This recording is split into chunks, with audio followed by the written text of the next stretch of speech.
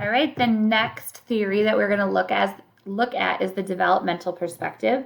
So for those who love psychology might recognize this as Erik Erikson's perspective.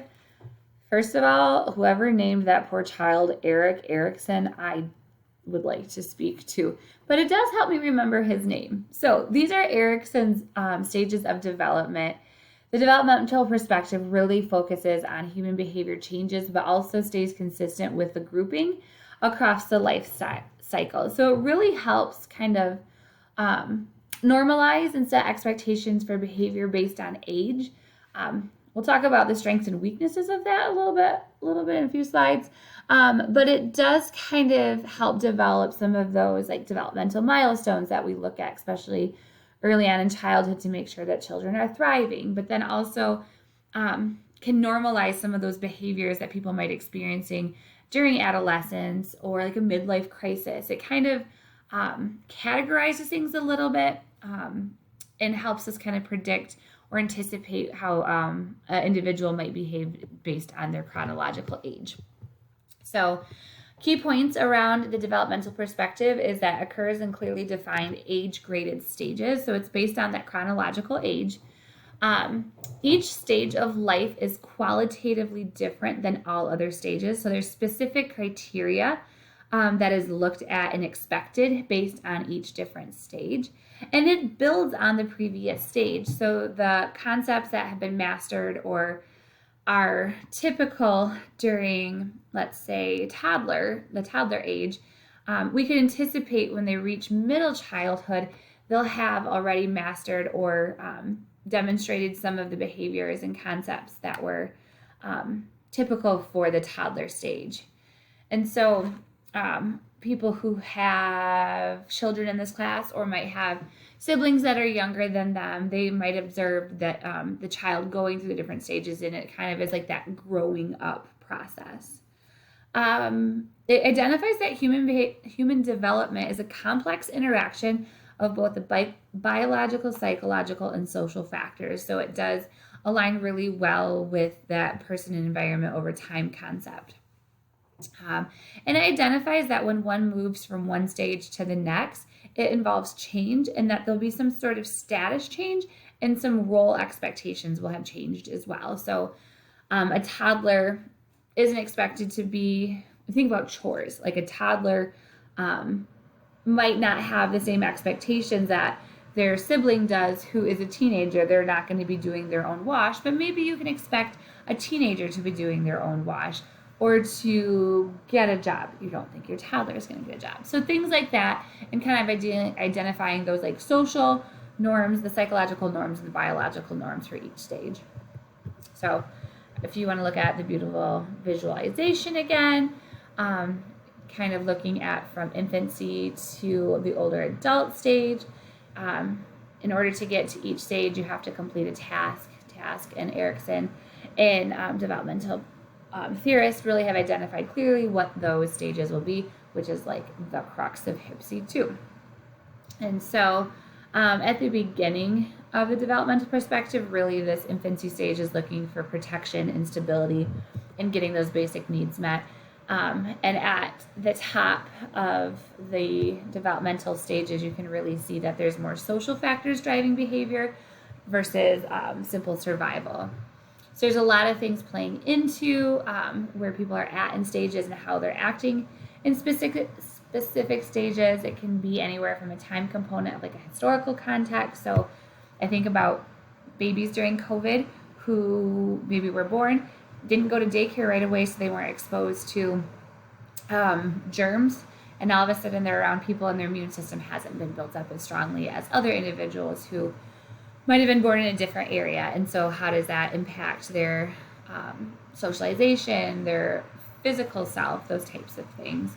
Culture plays a big role, economic circumstances, all those different things kind of plays in how people are mastering tasks in each stage. Excuse me. So strengths of this perspective, it's very consistent and clear, but it has allowed new research to be built in. So within the past, I think 6 months, the CDC actually released new milestone expectations for children between 0 and 2. And so HIPSI 2 will teach you like what the anticipated window of when a child should be walking is. Well, now that's different because the CDC just changed that. So it is a flexible model. It doesn't remain stagnant, and it's looking at maybe this is not a reasonable expectation, and we're hurting client or children by putting those expectations there. People can't buy cigarettes at 18 anymore. You have to be 21.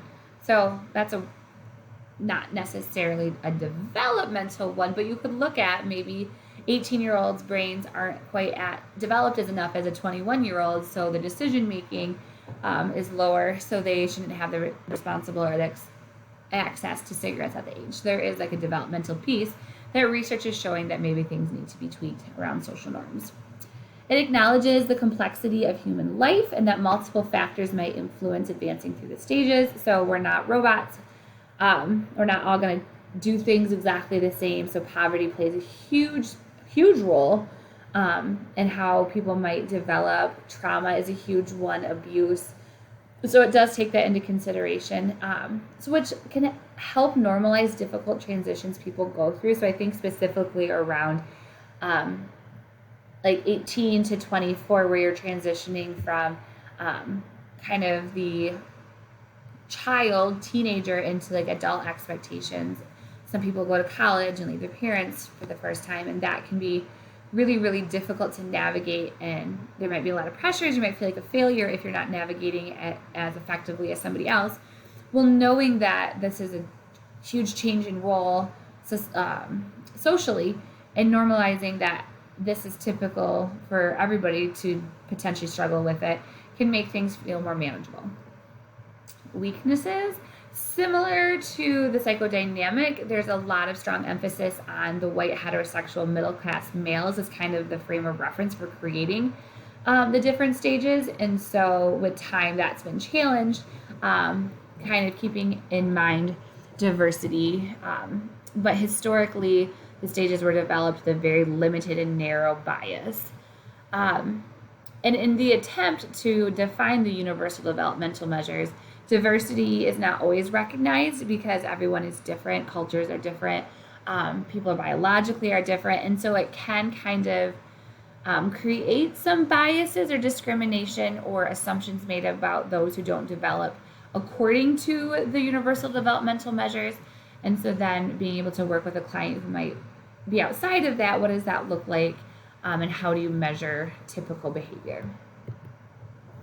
So how is this helpful for social work? It can be viewed as a very optimistic perspective because you're anticipating and expecting growth, and it can help individuals naturally or kind of normalize that it's expected that they'll go through difficult transitions, and then looking at it through a very stage sequence perspective can help normalize these difficulties. It also sees clients as able to rework their inner experiences as well as like a family type experience. So if they're not necessarily meeting those universal measures, they're not going to stay stuck in one stage forever. They're able to work on their narrative and their behaviors to be able to advance through the stages and possibly get to where they want to be. So someone who might have become pregnant early on, and their goal was to go to college and to get a job and to be a doctor, but an unplanned pregnancy, they had to drop out of college and support their new child. They can still return to college later in life and go back on that trajectory. It's not like a hopeless perspective. It kind of is very empowering in focusing on client growth.